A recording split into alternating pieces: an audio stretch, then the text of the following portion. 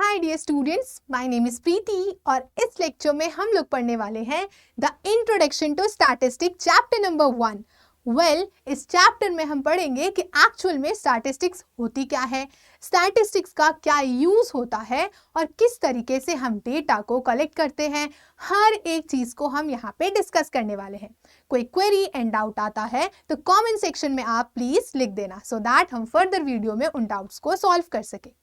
ये चैप्टर काफी इंपॉर्टेंट है बिकॉज स्टैटिस्टिक्स में से भी आपके क्वेश्चंस आते हैं क्लास 11th में और सेम वेटेज है जितना वेटेज माइक्रो इकोनॉमिक्स का है। सबसे इंपॉर्टेंट बात है, अगर आपने माइक्रो इकोनॉमिक्स पढ़ी है, स्टार्ट कर दिया उसे पढ़ना, तो आपको पता होगा कि कंज्यूमर कौन होता है। पता है ना कंज्यूमर कौन होता है? कंज्यूमर जैसे मैं, अगर मुझे भूख लगेगी तो ऑब्वियसली बात है मैं बाहर जाऊंगी, कैंटीन से जाके कुछ खरीद लूंगी और खा लूंगी, है ना। तो कंज्यूमर कौन होता है? जो अपनी नीड्स को सेटिस्फाई करने के लिए कोई ना कोई चीज को क्या करता है, बाय करता है।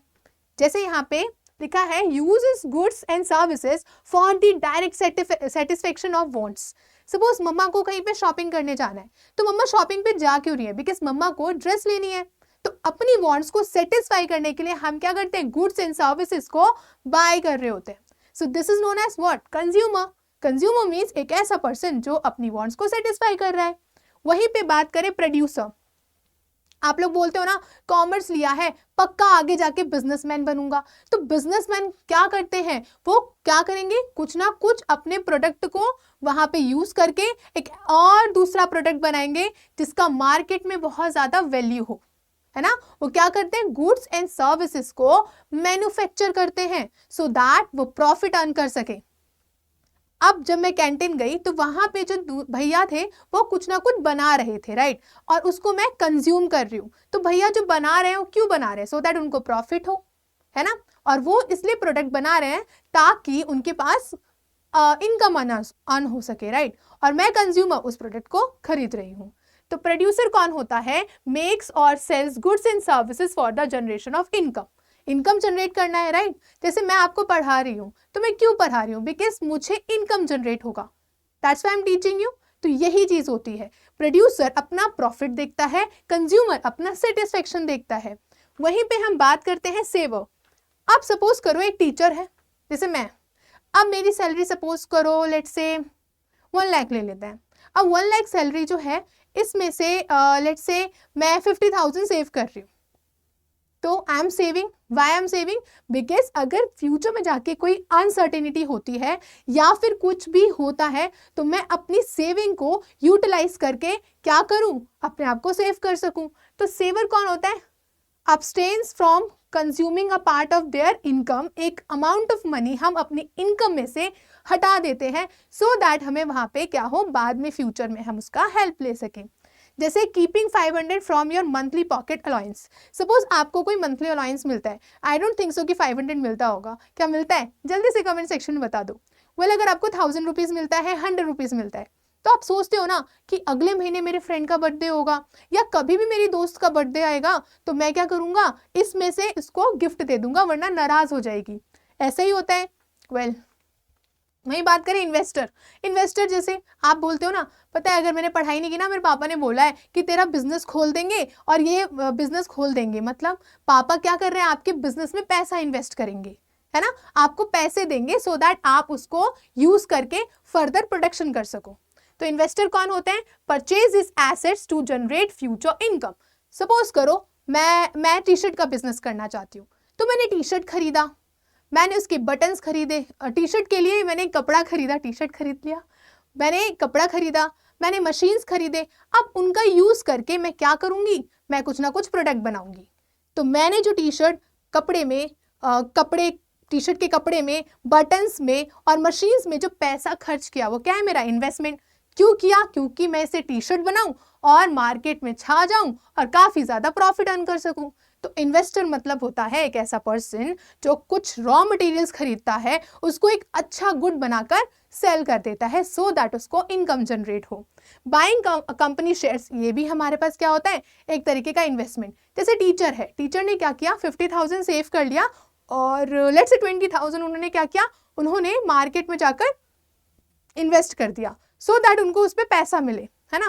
हम लोग म्यूचुअल फंड्स में इन्वेस्टमेंट करते रहते हैं, स्टॉक मार्केट में इन्वेस्टमेंट करते हैं, आपको पता है ना, बिकॉज कॉमर्स स्टूडेंट्स। तो जो हम लोग इन्वेस्टमेंट करते हैं ताकि हमें बाद में उस पर इनकम अर्न हो सके, उसे क्या बोलते हैं? इन्वेस्टर। क्लियर हो गया? सो ये हमारे 4 व्हील है और यही हमारी इकोनॉमी में हमेशा चलता रहता है और ये साइकिल कभी भी खत्म नहीं हो सकता। Got it? नाउ प्रोड्यूसर कौन है? प्रोड्यूसर इज अ पर्सन जो क्या करता है? प्रोडक्ट को मैन्युफैक्चर करता है। क्या करता है? प्रोडक्ट को मैन्युफैक्चर करेगा, कोई ना कोई सामान बनाएगा और कंज्यूमर उस प्रोडक्ट को क्या करता है? कंज्यूम करता है, कंजम्पशन करता है। अब सेवर जो है, सेविंग क्यों कर रहे हैं हम लोग? ताकि हमें फ्यूचर में अगर कोई भी प्रॉब्लम होती है तो हम अपने इनकम को यूटिलाइज कर सके। क्लियर हो गया? वही बात करें इन्वेस्टर जो इंक्रीज करता है अपनी वेल्थ को। जैसे मेरे पास 2000 रुपीज थे तो मैंने 2000 रुपीज क्या किया? इन्वेस्ट कर दिया। ये कहाँ इन्वेस्ट किया मैंने? स्टॉक मार्केट में। अब मैंने स्टॉक मार्केट में जब ये इन्वेस्ट करा तो मुझे रिटर्न में क्या मिला बच्चा? मुझे मिल गया 2500 रुपीज। कितना? 25। तो मेरे पास प्रॉफिट कितने का हो गया? 500 रुपीज का हो गया। तो इन्वेस्टमेंट मतलब टू अर्न मोर मनी, तो इसे हम लोग इन्वेस्टमेंट बोल देते हैं। जैसे एक टीचर है, इनकी सैलरी जैसे मैंने बताया 1 लाख है, तो 1 लाख रुपीस में से कुछ तो अमाउंट इन्होंने सेव किया, कुछ का इन्होंने कंजम्पशन कर लिया।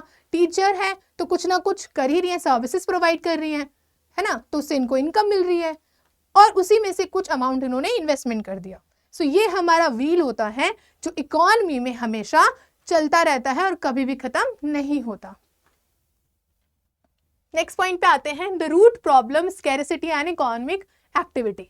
अब एक बात बताओ मुझे, कभी भी इकोनॉमी में ऐसा हुआ है कि जो तुम्हारे पास पैसा है उससे तुम बिल्कुल सेटिस्फाई हो, या तुम्हारे पास जो कपड़े हैं उससे आप बिल्कुल सेटिस्फाई हो? आप बोलोगे क्या बात कर रहे हो मैम, अगले दिन ही मेरा मन करता है कि मैं न्यू ड्रेस खरीद लूं, अगले दिन ही मेरा मन करता है मैम कि मैं एक नया शूज ले आऊं, होता है ना। तो हम ह्यूमंस के पास जो भी रिसोर्सेस होते हैं ना, हमारे लिए वो रिसोर्सेस काफी लिमिटेड होते हैं। हमें और एंड और रिसोर्सेस चाहिए होता है। हमारी वांट्स कभी भी सेटिस्फाई नहीं हो सकती। कभी सुना है रिच को कहते हुए कि उसके पास बहुत पैसा है? नो, वो और एंड और पैसा अर्न करना चाहता है। तो यही होता है, हमारी इकोनॉमी में रिसोर्सेस तो बहुत कम है लेकिन लोगों की वांट्स बहुत ज्यादा अनलिमिटेड है। इसीलिए हमारी अर्थ में इतना पॉल्यूशन भी है, राइट। तो हमारी वांट्स जो है वो काफी ज्यादा है लेकिन रिसोर्सेज जो हमारी इकोनॉमी में है वो काफी ज्यादा लिमिटेड है। इसीलिए इकोनॉमी प्रॉब्लम अराइज होती है। जैसे example, you have a 10 note, आपके पास 10 रुपीज का नोट है। अब 10 रुपीज में ऑप्शन है कि आप कप ऑफ कॉफी भी खरीद सकते हो या कोल्ड ड्रिंक भी खरीद सकते हो, बट आप दोनों नहीं खरीद सकते। वाई? बिकॉज आपके पास रिसोर्सेज क्या है बच्चा? बहुत लिमिटेड है। 10 रुपीज की आपकी कप ऑफ कॉफी आती है और 10 रुपीज की टी आती है, तो आप एक ही चीज खरीदोगे ना।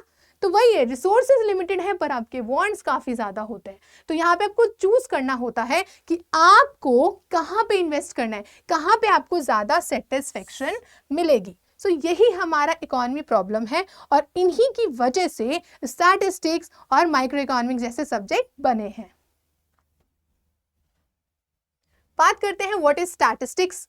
अब यहाँ पे इंपॉर्टेंट है, स्टैटिस्टिक्स मतलब क्या है। अगर आप अपने पापा से पूछोगे तो पापा बोलेंगे स्टैटिस्टिक्स मतलब नंबर्स, कि 10 स्टूडेंट्स हैं उनके नंबर्स ले लेते हैं, वो हमारा स्टैटिस्टिक्स होता है।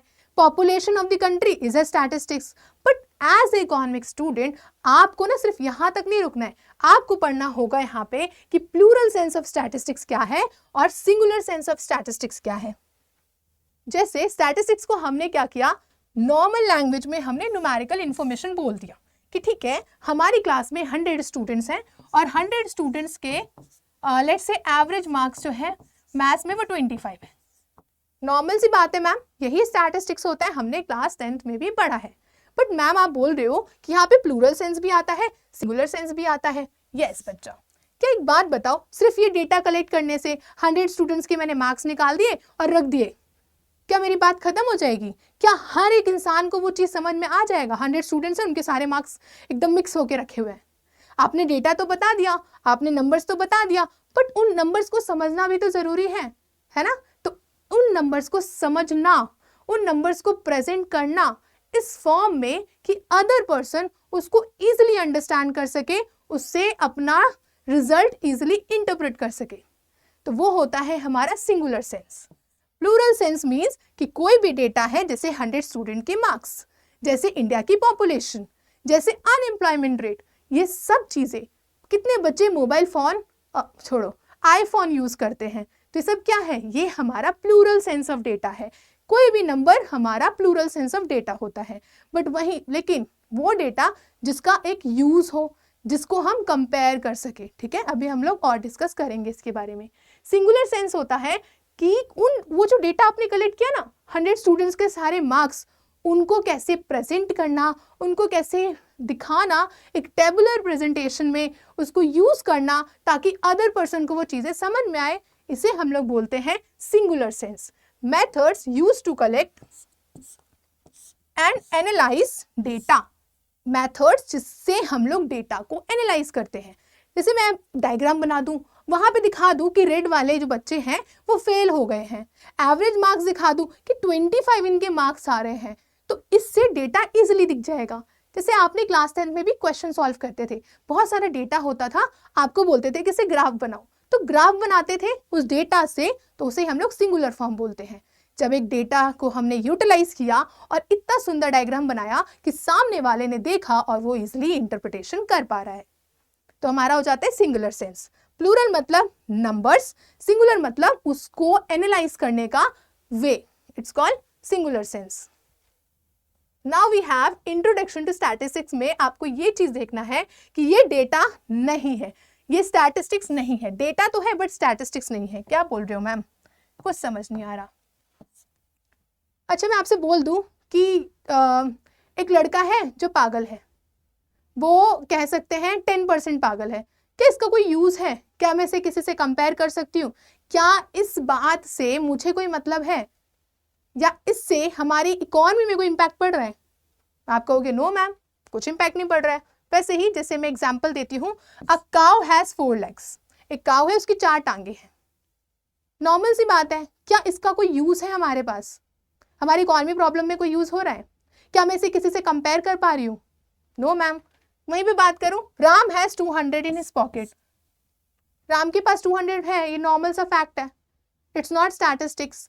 क्या मैं इसका यूज किसी को कंपेयर करने के लिए कर रही हूँ? No ma'am. वहीं पे हम बात करें, a young lady was run over at 100 kilometre, no statistics. Example देखो कि समझ में आ जाएगा। Data and its statistics. Average height of Indian man is 6 feet compare to Nepal. Nepal में जो लोग हैं उनकी हाइट 5 feet है, लेकिन इंडिया में जो लोग हैं ना उनकी हाइट 6 feet है। कंपेयर कर पा रहे हो? इजी अंडरस्टैंडिंग डेटा है, हम इसे इकोनॉमी में यूज कर पा रहे हैं। एक डेटा है जिसका हम यूज कर पाएंगे हमारे लिए और इसको इजीली कंपेयर कर पाएंगे, तो ये हमारा डेटा यूजफुल है। याद रखने वाली बात है, जो यूजफुल डेटा है जिसको हम कंपेयर कर सकते हैं उसे ही हम लोग स्टैटिस्टिक्स में लेकर आते हैं, जहां पे आप एवरेज फाइंड आउट कर सकते हो, जहां पे आप मीन मोड मीडियन निकाल सकते हो। लेकिन यहाँ पे तो आप कुछ निकाल ही नहीं पा रहे, यहाँ वाले एग्जाम्पल्स में तो आपको कुछ समझ ही नहीं आ रहा। तो इसीलिए जहां पे आप यूजफुल आ जाए, जहां पे हम कंपेयर कर पाए, उसे ही हम स्टैटिस्टिक्स की कैटेगरी में रखते हैं। यहाँ इंपॉर्टेंट है कंपेयर करना, इसको हम स्टैटिस्टिक्स की कैटेगरी में रखेंगे। जैसे birth rate in India is 18 per 1000, ठीक है, 18 per 1000 जो है बर्थ रेट है इंडिया में। उसके बाद कंपेयर टू 8 इन यूएसए, और 8 जो है यूएसए में है। तो यहाँ पे डेटा आपके पास आपने कलेक्ट किया और दूसरी कंट्री के डेटा के साथ आप क्या कर पा रहे हो? कंपेयर कर पा रहे हो। So this is known as statistics. Useful है, कंपेयर भी हो रहा है, तो यही हमारा स्टैटिस्टिक्स होता है। वहीं पे बात करते हैं third example. Over the past 10 years, India won 60 test matches and lost 50। Compare है कि 10 साल में इंडिया ने 60 मैचेस तो जीते लेकिन 50 लॉस भी कर दिए। तो डेटा आप कंपेयर कर पा रहे हो, यूजफुल डेटा है, इससे आप अपना माइंड यूज कर सकते हो सो दैट नेक्स्ट टाइम पे हम लोग लॉस ना करें, है ना। तो यही हमारी होती है स्टैटिस्टिक्स, और ये हमारा स्टैटिस्टिक्स नहीं होता बिकॉज इससे हम किसी भी चीज को कंपेयर नहीं कर पा रहे, इससे हम किसी भी चीज के लिए यूज नहीं कर पा रहे हैं। क्लियर हो गया बेटा? अब देखो यहाँ पे statistics in the plural sense. Plural sense में अगर हम बात करें तो व्हाट इज डेटा? डेटा क्या है? एक्चुअल में नंबर्स क्या है? क्लास में जो 100 स्टूडेंट्स हैं उनके एवरेज मार्क्स इकोनॉमिक्स में कितने हैं? It is known as plural sense. जब आपने हर एक बच्चे से उनके मार्क्स जाने और उसको एकदम एस्टिमेट कर दिया, एकदम अरेंज कर दिया, so this is known as this what is data. It's numerical facts और डेटा। न्यूमेरिकल फैक्ट्स जैसे 100 स्टूडेंट्स के मार्क्स क्या है? 100 स्टूडेंट्स के आपने मार्क्स कलेक्ट करे इन इकोनॉमिक्स। ये तो हमारा सिंपल क्या हो गया बेटा? हमारा प्लूरल सेंस हो गया। Focus on numerical information. Numerical information पे ये क्या करता है? फोकस करता है। वही बात करें जैसे first monthly income of a family 50,000। अगर बात करते हैं कि मंथली इनकम जो है फैमिली की इंडिया में 50,000 है, तो ये क्या है? ये नॉर्मल फैक्ट है ना। Average marks in maths it's 36, normal fact है, नंबर है, डेटा है जो हमने अरेंज कर दिया है, हमारे पास प्रेजेंट है। ठीक है, तो कोई भी चीज जब हम लोग कलेक्ट कर रहे हैं, नंबर्स हमारे पास आ रहे हैं, so this is known as plural sense. वही बात करते हैं सिंगुलर। अब इस सिंपल हम इसमें एक पॉइंट्स मैंने बनाया है, एक्सप्रेस्ड इन नंबर्स। अगर बात करें तो प्लूरल सेंस यहां से एमसीक्यू आ सकता है, मार्क इट वेरी इंपॉर्टेंट, यहाँ पे एमसीक्यू के लिए इसे मार्क कर दो। एक्सप्रेस्ड इन नंबर्स, नंबर्स में इसको एक्सप्रेस करते हैं।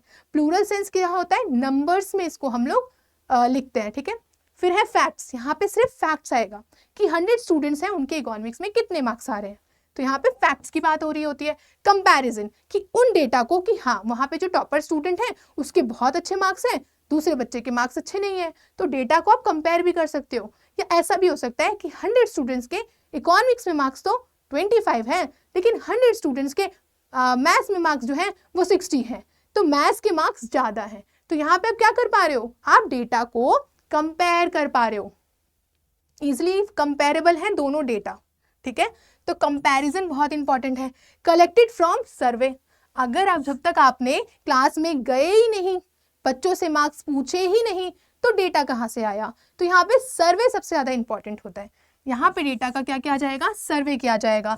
सेंसस, हर एक बच्चे से इंडिविजुअली जाकर वहाँ पे हमने मार्क्स पूछे हैं, तो उसे क्या बोलते हैं? सेंसस। आपने सर्वे किया, अपने क्लास में गए, हर एक बच्चे से उनके मार्क्स पूछे, नोट किया, उसके बाद वहाँ पे आपने डेटा को कंपेयर किया।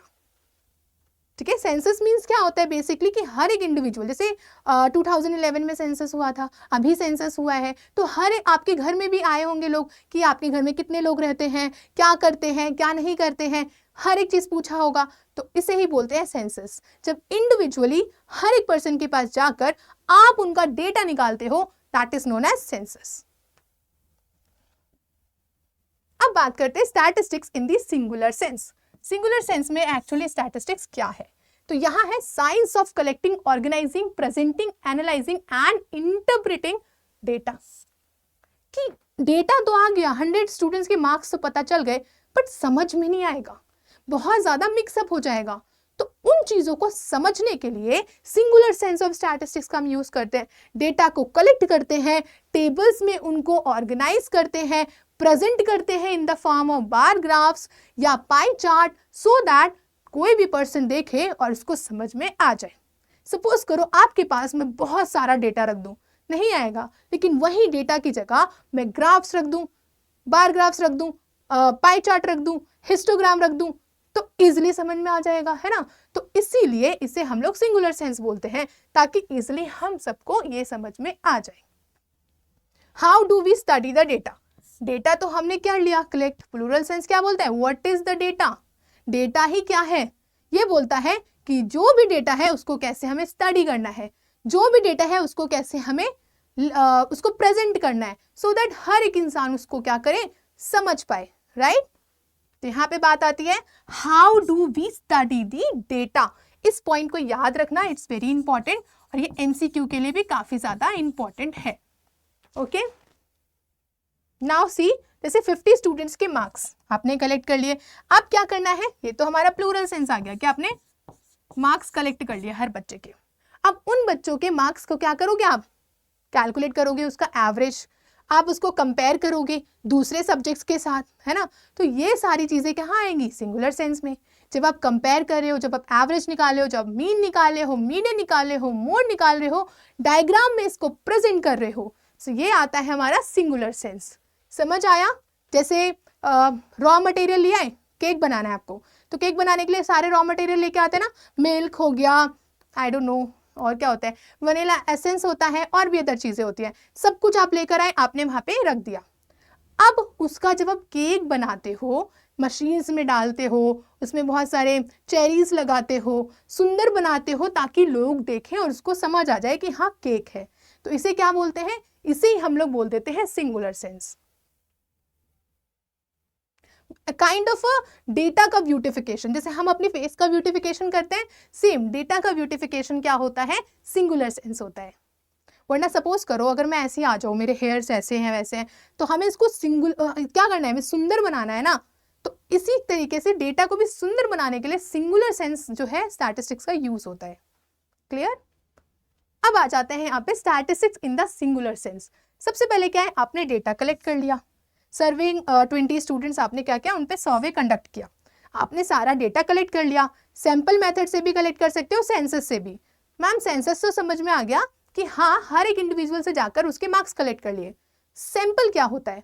सैंपल मतलब नाम से पता चल रहा होगा कि 100 हमारे स्टूडेंट्स हैं क्लास में, लेकिन मैंने 10 ही बच्चे को लिया, उनके मार्क्स पूछे और एवरेज निकाल दिया और बोल दिया कि यहाँ इस क्लास का एवरेज इतना ही है, तो वो हमारा सैंपल होता है, शॉर्टकट मेथड, ताकि हमारा टाइम बच सके।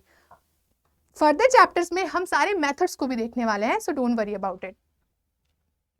ऑर्गेनाइजेशन ऑफ डेटा, सारे डेटा को ऑर्गेनाइज करना in the form of table, in the form of presentation, it's known as the organisation. अब यहाँ पे प्रेजेंटेशन भी करना है, टेबल्स एंड ऑल, ग्राफ्स बनाओगे, यहाँ पे आप ग्राफ बना सकते हो, पाई चार्ट्स बनाओगे, ठीक है, graphs, pie chart, flow charts, ये सब बनाना हमारा प्रेजेंटेशन में आता है। एनालाइज करना डेटा को, अब इसका एवरेज निकाल देना, परसेंटाइल निकाल देना, ऐसे डेटा को इस तरीके से यहाँ पे क्या करना है? हमें एनालाइज करना है ताकि हम डेटा को दूसरे डेटा के साथ कंपेयर कर सकें, ताकि यहाँ पे हम इंटरप्रिटेशन कर सकें, यहाँ पे हम रिजल्ट निकाल सके कि एवरेज स्टूडेंट के मार्क्स इतने आए हैं पूरी क्लास में, तो अब इसको कैसे इंक्रीज करना है। तो हर एक चीज को यहाँ पे कैलकुलेट किया जाता है। फाइंडिंग एवरेज स्कोर जैसे यहाँ पे एग्जाम्पल है, तो ये हमारा एनालाइज में आता है, हम एनालिसिस कर रहे हैं हर एक डेटा को। यही बात करते हैं interpretation of data, tools, drawing, conclusion. जैसे एग्जाम्पल ले लेते हैं कंक्लूडिंग द क्लास, ठीक है। अब यहाँ पे क्या होता है?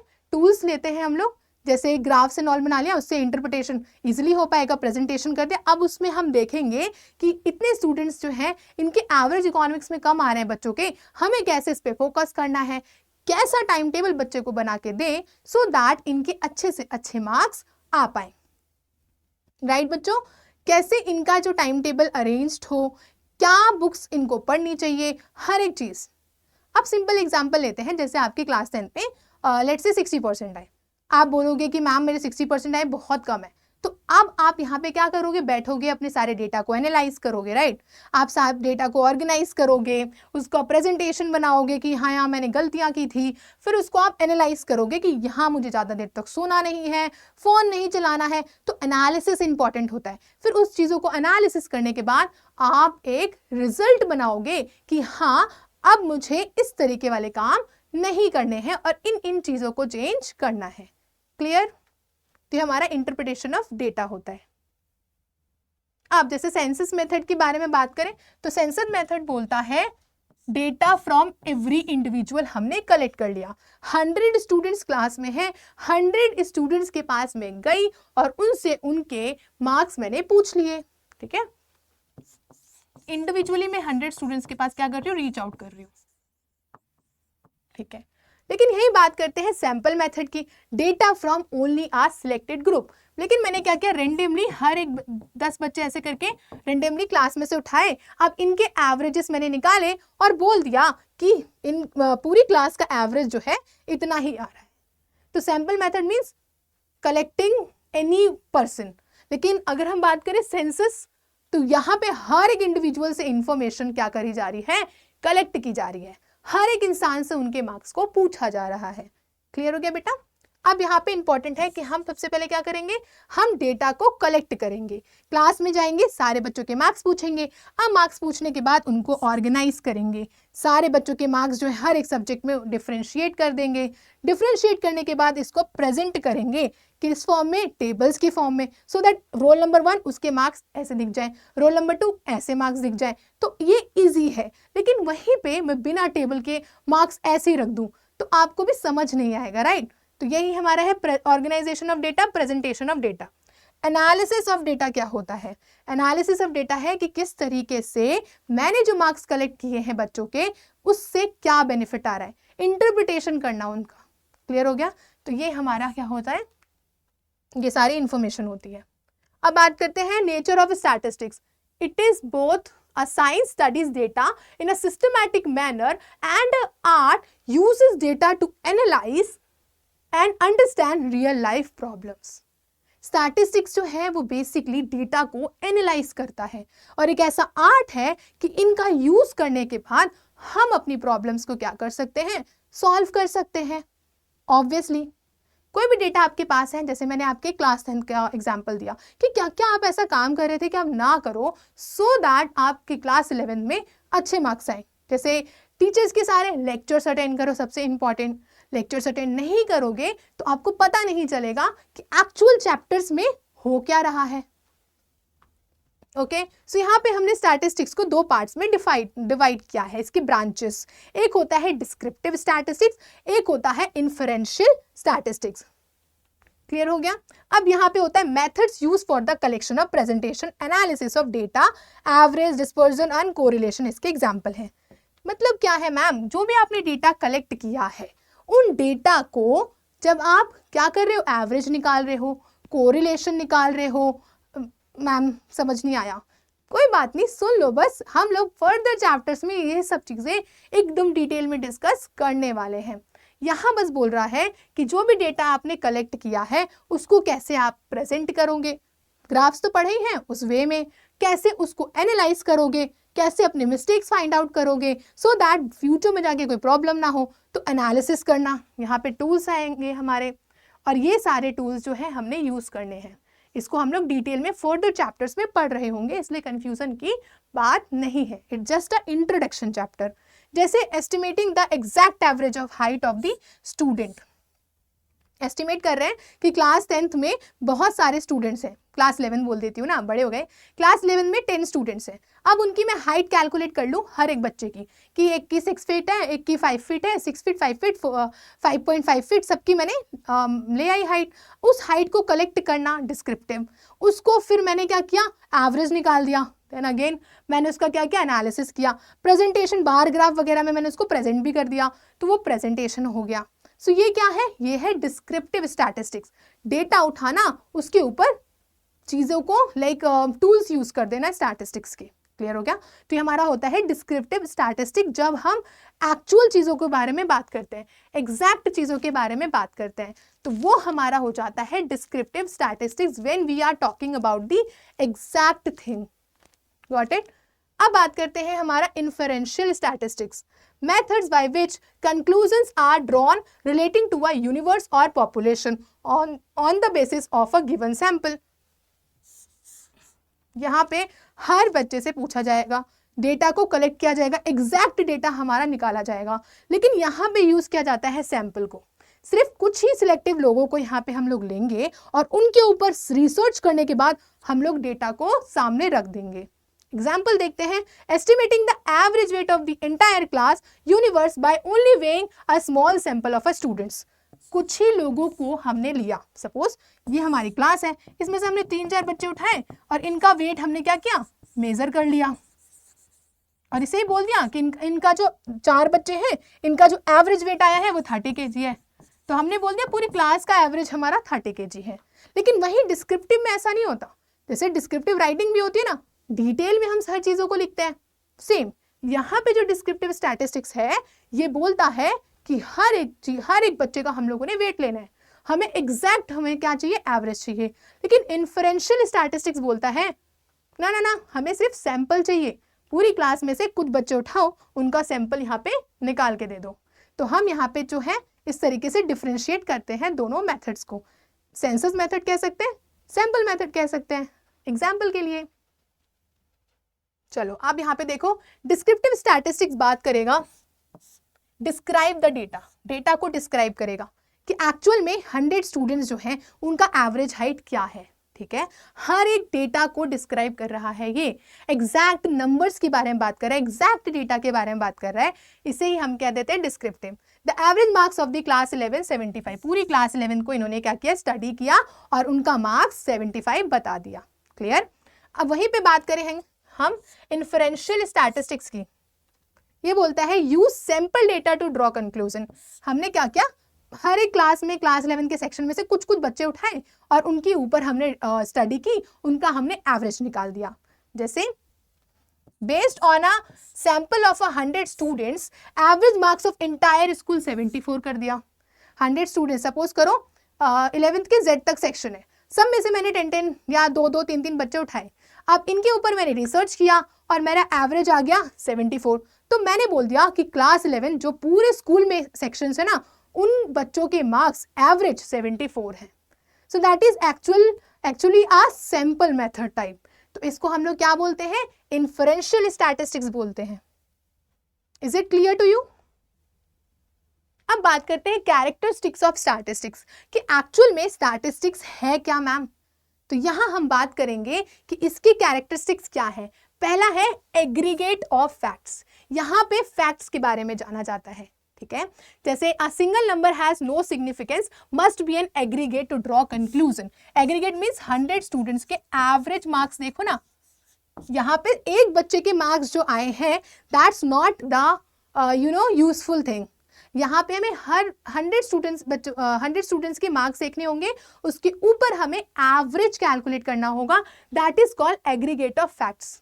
वही बात करते हैं म्यूचुअली रिलेटेड एंड कंपेरेबल। भैया कंपेरेबल होना चाहिए, ऐसा नहीं है कि आपने कोई भी डेटा ले आए।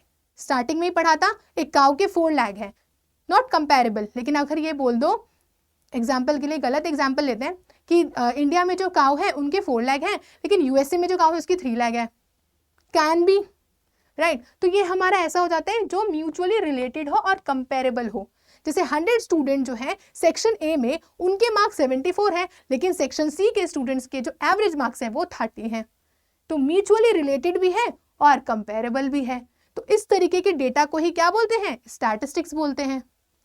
क्लियर। यही बात करते हैं न्यूमेरिकली एक्सप्रेस्ड।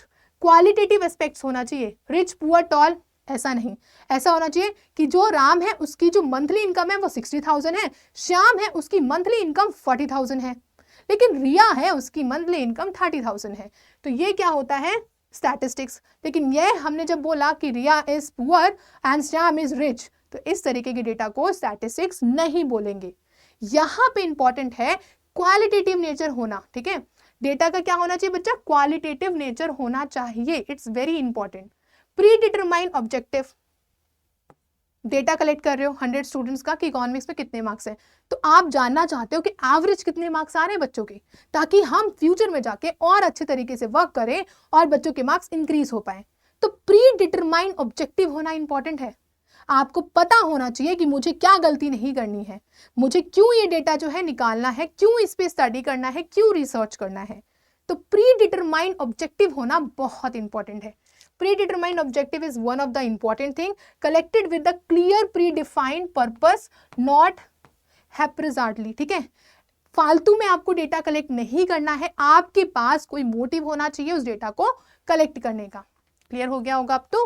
अब है मल्टीप्लिसिटी ऑफ कॉजेस।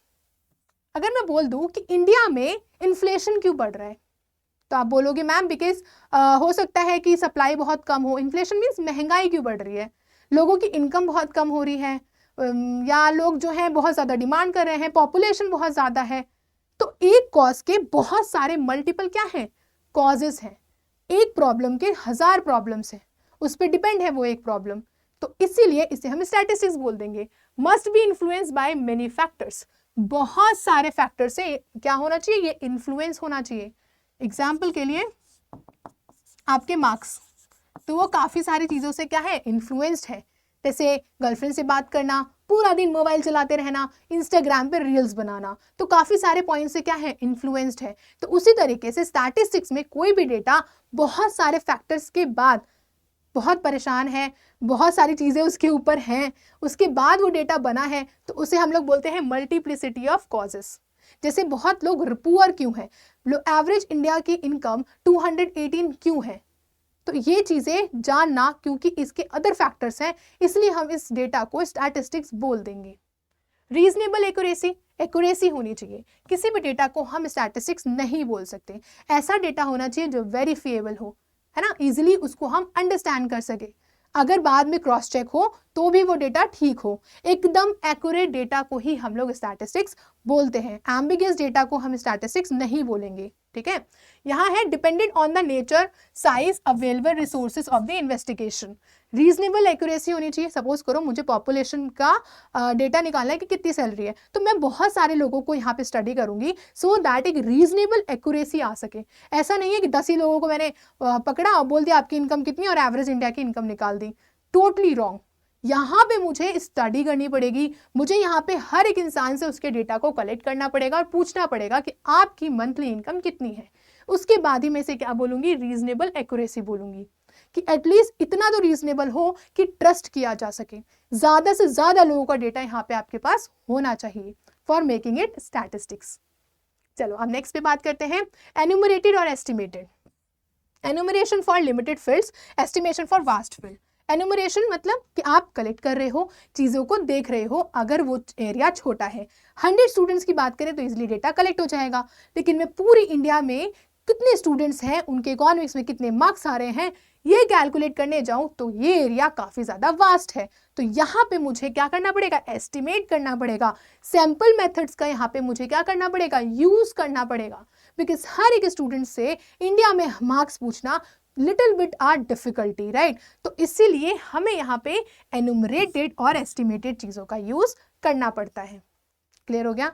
अब है यहाँ पे systematic manner, must follow a prepared plan prior to collection. यहाँ पे प्लान होना चाहिए आपका कि क्यों हम जो है डेटा कलेक्ट कर रहे हैं, कैसे हमें कलेक्ट करना है, क्या इसके बाद हमें प्रेजेंटेशन करना है, कैसे हमें कौन से टूल को यूज़ करना है, मतलब हर एक चीज़ ऑलरेडी आपके पास एक प्लान मैनर में हो सो दैट आप इसका बाद में यूज़ कर सको। तो this is the characteristics of the data. I hope ये पॉइंट आपको अच्छे से समझ में आ गया होगा। अगर नहीं समझ में आया तो कमेंट सेक्शन में मुझे बता देना, okay. Then we have the limitation of statistics, numerical facts only। यहाँ पे सिर्फ numerical facts की बात होती है, नंबर्स की बात होती है। ये नहीं कि आपने ऑनेस्टी, जस्टिस, फ्रेंडशिप बोल दिया, रिच, टॉल, पुअर, वर्ड्स की बात नहीं हो रही है। आप बोल सकते हो कि इस पर्सन की जो इनकम है वो 10,000 है, इस पर्सन की इनकम 20,000 है। इस तरीके से आप डेटा दोगे, नंबर्स दोगे। यहाँ पे किसी भी तरीके से क्वालिटी की बात नहीं की जाएगी। क्वालिटेटिव नेचर की चीज़ों को एक्सक्लूड करते हैं हम स्टैटिस्टिक्स में, तो ये इसका एक लिमिटेशन है। वहीं बात करें एग्रीगेट ओनली, यहाँ पे किसी एक पर्सन की बात नहीं हो रही होती है। 1 teacher 50K salary is not a statistics. यहाँ पे हम लोग बहुत सारे टीचर्स की सैलरीज को स्टैटिस्टिक्स बोलेंगे ताकि हम कंपेयर कर सके उन सारे टीचर्स को, ठीक है। कोई भी डेटा जिसमें कंपैरिजन हो सकता है उसे हम लोग स्टैटिस्टिक्स बोलते हैं, लेकिन डेटा भी रीजनेबल होना चाहिए, एक्यूरेट होना चाहिए। क्लियर, ये इंपॉर्टेंट है। Homogeneity required, data must be uniform to be compared. ऐसा नहीं है कि आपने क्या किया, क्लोथ के साथ आपने क्या क्या कंपेयर कर दिया, ग्रेन को ना। क्लोथ और ग्रेन कैसे कंपेयर हो सकते हैं, दोनों ही डिफरेंट है। क्लोथ का मेजरमेंट अलग है, ग्रेन का मेजरमेंट अलग है, राइट। इंचेस में हम लोग क्लोथ मेजर करते हैं, ग्रेन्स को हम लोग केजी में मेजर करते हैं, तो मेजरमेंट के बेसिस पे भी डिफरेंट है। तो अगर आप किसी डेटा को कलेक्ट कर रहे हो तो उन डेटा में कंपैरिजन अच्छे से होना चाहिए, उन डेटा में एक होमोजेनिटी मेंटेन होनी चाहिए। अगर आप इकोनॉमिक्स के मार्क्स निकाल रहे हो तो इकोनॉमिक्स के मार्क्स का ही एवरेज निकालो। ऐसा नहीं है कि मैथ्स, इकोनॉमिक्स, इंग्लिश, हिंदी सबको आप एवरेज निकाल रहे हो, नो, वो रॉन्ग हो जाएगा। एक ही टाइप के डेटा को यहाँ पे क्या किया जाता है, कलेक्ट किया जाता है और उस पर स्टडी की जाती है। Done. True only an average, true only on average, express broad tendency, not exact nature, science laws, ठीक है। साइंस लॉस नहीं होता, यहाँ पे सिर्फ और सिर्फ डेटा को, एवरेज को दिखाया जाता है कि एवरेज कितना जो है ग्रुप में से मार्क्स निकल रहा है। हर एक इंडिविजुअल की बात यहाँ नहीं हो रही होती है, होती भी है तो हम स्टैटिस्टिक्स में बेसिकली मीन निकालने की कोशिश करते हैं, एवरेज निकालने की कोशिश करते हैं। Okay, experts only, dangerous in the hands of unqualified people. भैया स्टैटिस्टिक्स जो है अनक्वालिफाइड लोगों जो है वो नहीं समझ सकते। टेंडेंसी निकालना, कोरिलेशन निकालना, डिस्पर्जन निकालना, it's not that easy. Data को कलेक्ट करना, प्रेजेंटेशन करना, ये जो क्वालिफाइड लोग नहीं हैं वो ये काम नहीं कर पाएंगे, because it is difficult. Okay, तो यहाँ पे ये चीजें इंपॉर्टेंट है। कॉन्सिक्वेंसेस जानना भी again very much important. So chapter जो है लिमिटेशन हमने डिस्कस कर लिया, we have discuss with the characteristics of statistics. उसके बाद हमने सारी चीज़ों को अच्छे से डिस्कस जो है 1 by 1 किया है। अब जो है सिंपली आप क्या कर सकते हो बच्चा, नोट्स अगर आपको चाहिए तो आप सिंपली हमारा ऐप डाउनलोड कर सकते हो, जिसका लिंक मैं ऑलरेडी डिस्क्रिप्शन में लगा दूंगी। तो आप सिंपली डिस्क्रिप्शन में जाओगे, आप सिंपली क्या करोगे, डिस्क्रिप्शन में जाओगे और यहाँ पे लिंक है, उस लिंक पे क्लिक करोगे और जाकर ऐप डाउनलोड कर लोगे। वहां पे आपको notes, quizzes and PDF everything मिल जाएगा। कोई भी डाउट आए इस चैप्टर से रिलेटेड तो कमेंट सेक्शन में बता देना, मैं आपकी हेल्प जरूर करूंगी। और अगर कोई चैप्टर रिलेटेड डाउट है या दूसरे चैप्टर आपको पढ़ना है तो वो भी आप कमेंट सेक्शन में बता देना। Thank you so much, bye bye.